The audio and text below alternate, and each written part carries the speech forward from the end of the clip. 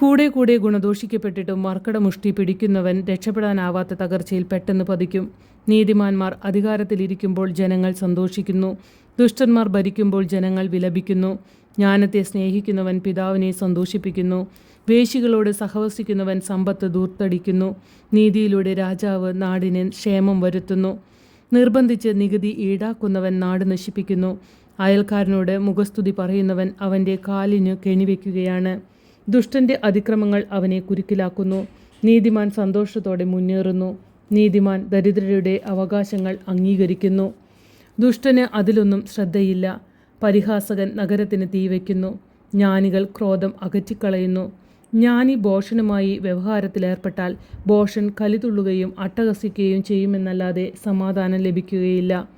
രക്തദാഹികൾ നിർദോഷനെ വെറുക്കുന്നു. ദുഷ്ടൻ അവൻ്റെ ജീവൻ വേട്ടയാടുന്നു. ഭോഷൻ കോപത്തെ കടിഞ്ഞാൻ അയച്ചു വിടുന്നു. ജ്ഞാനി അതിനെ ക്ഷമയോടെ നിയന്ത്രിക്കുന്നു. ഭരണാധിപൻ അസത്യത്തിന് ചെവി കൊടുത്താൽ സേവകർ ദുഷ്ടരായിത്തീരും. ദരിദ്രനും അവനെ പീഡിപ്പിക്കുന്നവനും ഒരു കാര്യത്തിൽ തുല്യരാണ്. ഇരുവരുടെയും കണ്ണുകൾക്ക് പ്രകാശം നൽകുന്നത് കർത്താവാണ്. ദരിദ്രർക്ക് നീതി ഉറപ്പുവരുത്തുന്ന രാജാവിൻ്റെ സിംഹാസനം ഉറച്ചു നിൽക്കും. താണ്ഡനവും ശാസനവും ജ്ഞാനം പകർന്നു കൊടുക്കുന്നു. തന്നിഷ്ടത്തിന് വിട്ടിരിക്കുന്ന കുട്ടി അമ്മയ്ക്ക് അപമാനം വരുത്തിവെക്കുന്നു. ദുഷ്ടന്മാർ അധികാരത്തിലിരിക്കുമ്പോൾ അതിക്രമം പെരുകുന്നു. അവരുടെ അധപതനം നീതിമാന്മാർ കാണും. മകന് ശിക്ഷണം നൽകുക, അവൻ നിനക്ക് ആശ്വാസഹേതുവാകും. നിന്റെ ഹൃദയത്തെ ആഹ്ലാദിപ്പിക്കുകയും ചെയ്യും. പ്രവചനം ഇല്ലാത്തിടത്ത് ജനങ്ങൾ നിയന്ത്രണം വെടിയുന്നു. നിയമം പാലിക്കുന്നവൻ അനുഗ്രഹീതനാണ്. വാക്കുകൊണ്ട് മാത്രം ഭൃത്യനെ നന്നാക്കാനാവില്ല. അവൻ മനസ്സിലാക്കിയാൽ തന്നെയും അനുസരിക്കുകയുമില്ല. വാതോരാതെ സംസാരിക്കുന്നവനെ നോക്കൂ. ഭോഷന് അവനേക്കാൾ ഏറെ പ്രതീക്ഷയ്ക്ക് വകയുണ്ട്.